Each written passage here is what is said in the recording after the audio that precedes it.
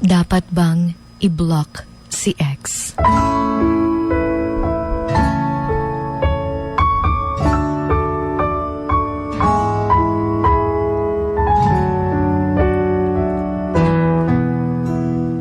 Ang pag-block, unfriend, o unfollow sa isang tao ay hindi nangangahulugang you are immature, natalunan ka, na hindi ka pa naka-move on, na hinahabol mo pa siya.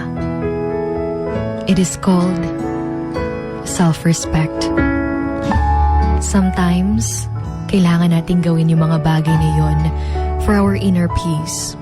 For us to grow as well, we need to cut connections with them, lalo na't alam nating hindi na healthy.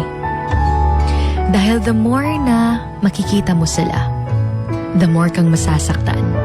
Especially if nasa healing stage ka pa lang.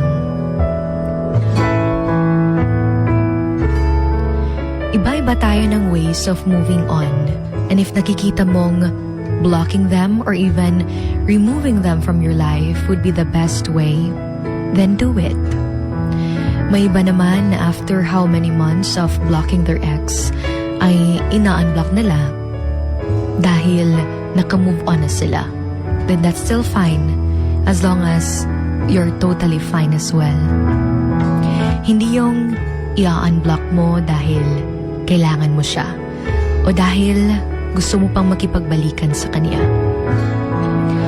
At kapag na-block mo na siya, huwag mo na siyang i-stalk using other accounts para lang makita mo kung kumusta na kaya siya, kung okay pa ba siya, kung okay na ba siya, kung may bago na ba siyang kasama, because it will never help you. At huwag na huwag maging bitter kapag nalaman mong may bago na siya, samantalang ikaw nasa process of moving on pa. Iba't iba tayo ng gusto. Iba't iba tayo ng paraan kung paano. You don't have to compete para lang sabihin niyang okay ka na. Because the moment that you decided na bitawan na siya, okay ka na sa panahong yun dahil nakalaya ka na. And that's a hard decision.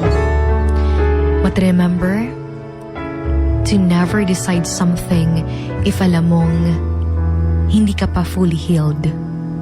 Dahil may iba na akala nila na okay na sila dahil hindi na nila naiisip yung ex nila, kaya they decided na i-unblock ito. Pero pagkakita nila sa updates nito sa social media na may kasama ng bago, bigla silang nasaktan lalo.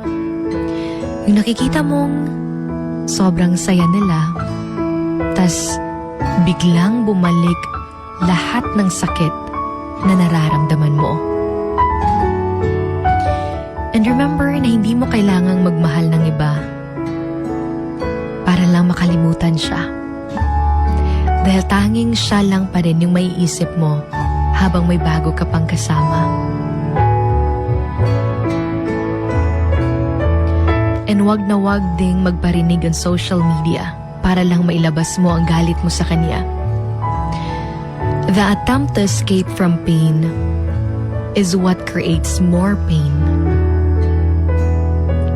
Remember to turn your wounds into wisdom. Moving on doesn't mean forgetting. It means accepting and growing from the experience.